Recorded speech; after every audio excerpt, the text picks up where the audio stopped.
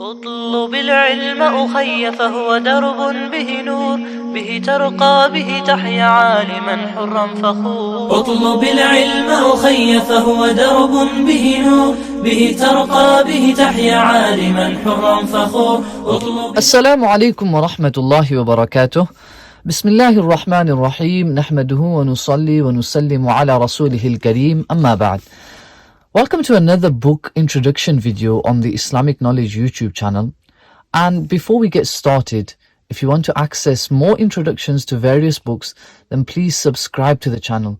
And inshallah, it will be a source of encouragement for me and a source of benefit for you. It will also help in our ultimate objective, which is to raise awareness and value for the Islamic sciences and Islamic knowledge. And today, inshallah, we're discussing this tremendously beneficial book written by Dr. Haytham Khaznah on the history and development of Hanafi Usul al-Fiqh. Now, size and organization.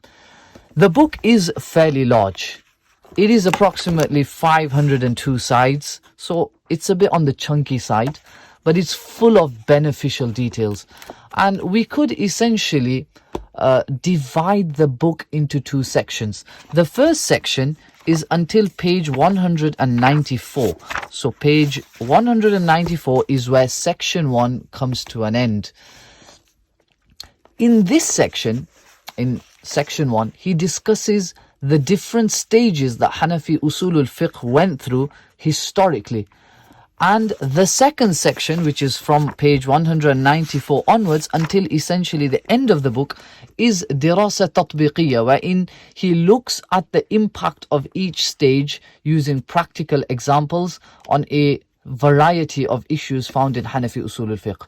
So the first section shows the stages and scholars involved in Hanafi Usul al-Fiqh, and the second section shows these stages in action in various masail of Hanafi Usul Fiqh. For example, Mujab al-Amr wal-Nahi. You've got مستقر عليه المذهب في اشتراط الاستقلالية في الدليل المخصص, etc. So I believe if a student just reads the first 194 pages, it will be sufficiently beneficial, as the second section is a bit challenging, though it's packed with benefit. Now, in terms of content, what does he discuss in this first section, which I am advocating for you to read? He first discusses the development of Usul al-Fiqh itself. So he goes through the development of Usul al-Fiqh itself, not limited to the Hanafi scope, and in that he discusses a little bit about the history of fiqh itself, the impact of Nabi sallallahu alayhi wasallam, the Sahaba, the Tabi'un. Then on around about page 30, he discusses the first ever scholar to have written a book in Usul al-Fiqh, and he attributes this to be Imam al-Shafi'i. And this is quite notable considering the fact that the scholar is writing a book on a Hanafi scope and paradigm. However, he is not afraid to admit something that seems to be a fairly strong opinion, that it was Imam al-Shafi'i. And what he does is that he also critically examines the claims that have been made that Abu Yusuf rahimahullah and other early Hanafi mutaqaddimun wrote in Usul first. And he does not feel that the word Usul used in this context is a reference to Usul al-Fiqh. He then moves on to post 2nd century Hijri and speaks about the Tariqatul Fuqaha and Tariqatul Mutakallimin. So he speaks about the Tariqatul Fuqaha, which is referred to as Tariqatul Hanafiyya, and he speaks about the Tariqatul Mutakallimin, which is sometimes referred to as the Tariqatul Shafi'iyya, though it's adopted by other madhahib as well. He then discusses the major usulis in the Hanafi madhab, so starting with the eponyms, Abu Hanifa, Abu Yusuf, Imam Muhammad also get a mention.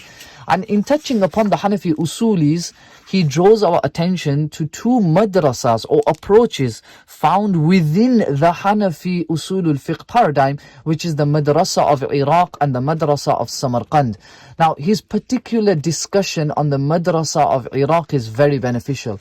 He speaks about the role of al-Dabusi, and then he mentions how al-Sarakhsi and al-Bazdawi essentially built upon the views of al-Dabusi, and that is what became the normative positions of the Hanafi school.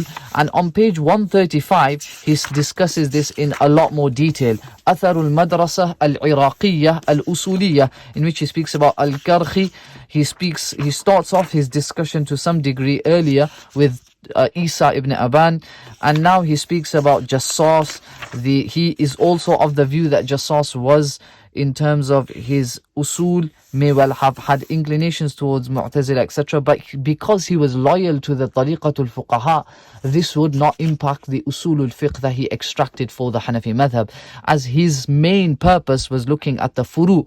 And we know that he wrote books, many books in the Hanafi madhab, gathering the furu of this madhab. We know he also mentions, for example, the author mentions on page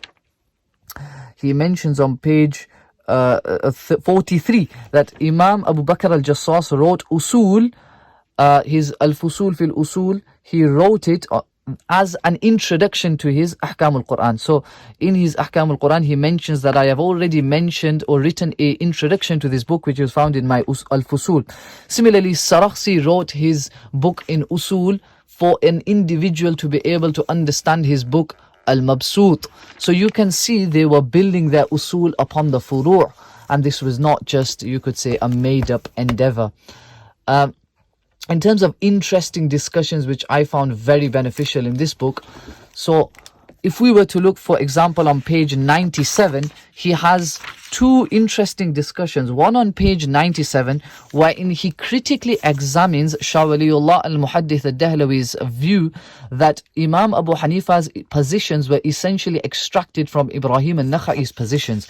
And he critically examines this, and of course he does not agree, and he provides some responses which can be examined for yourself, inshallah, when you get a hold of this book. Another place wherein he critically analyzes the view of Shah Waliullah is on page 174, wherein he attributes, or he discusses, you could say, the claim of Shah Waliullah in regards to the idea that Hanafi Usulis were essentially just you could say having a estimated guess as to what was the position of Abu Hanifa in terms of usul. This is because we do not have any direct usul, or many usul are not recorded from Abu Hanifa directly. Yes, there are some recorded from him as well. However, this claim of Shah Waliullah has been refuted by this scholar here, and it has also been critically examined, as we know, by the likes of Sheikh Zahid al-Kawthari rahimahullah and others. Not to say that we are of course attacking or in any way diminishing the status of the great Shah Waliullah al-Muhaddith, but we are just examining, or here the author, Dr. Haytham Khaznah, is critically examining his view. Now, who's this book for? So this book is perfect for anyone looking for a deeper and more rich understanding of Hanafi Usul al-Fiqh. It's actually perfect for anyone who may be in, let's just say, Arbi Chaharum or Arbi Som or even Mishkat in the Dars-e-Nidami program. And if you're not in the Dars-e-Nidami program, then you could be perhaps in the 3rd or 4th year, anywhere around the middle of your journey. This would be something that you would want to be studying. Even a teacher who studies or teaches Hanafi Usul al-Fiqh, I would at least recommend the first 194 pages. I understand the remaining pages can be a bit of a challenge. Now, finally, I want to speak about our new course. So if you want some more insight into this, of course, you can always purchase this book, which is a history of Hanafi Usul al-Fiqh and its development. And as we know, in section 2, he speaks about how each developing stage played a role in impacting the Hanafi masail that are found in Hanafi Usul al-Fiqh. For example, Madhab al-Samarqandiyin. He starts off with usually تخصيص العموم بخبر الواحد والقياس. So the mas'ala is mentioned first, then the madhab of the Iraqiyin, then the madhab of the Samarqandiyin, then ما استقر عليه المذهب. Anyway, you could always purchase this book. However, if you do want a brief understanding of everything that we've discussed in this video, whilst also an introduction to all the key concepts in Hanafi Usul Fiqh, then Alhamdulillah, Islamic Knowledge is launching a new course which will take place 1 month after the month of Ramadan. So it will start on 16th of May, and it's an introduction to Hanafi Usul al-Fiqh, in which we'll be covering Mabadi ul-Usul by Mufti Sa'id Ahmed Palampuri rahmatullahi alayh. Inshallah, in that course, and you can see the poster for it here on the left, inshallah, in that course, we'll be discussing all of these concepts and more.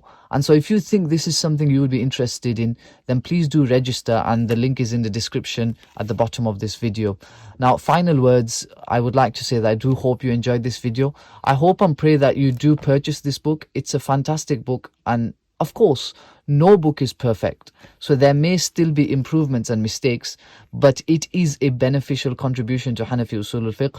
As always, if you do purchase the book and you do benefit from this book, then please do make dua for me too. If you think someone else could benefit from this video, please share it, and as mentioned earlier, subscribe to the channel so that it's a motivation for me to spread awareness about Islamic knowledge. Bi-idhnillahi ta'ala.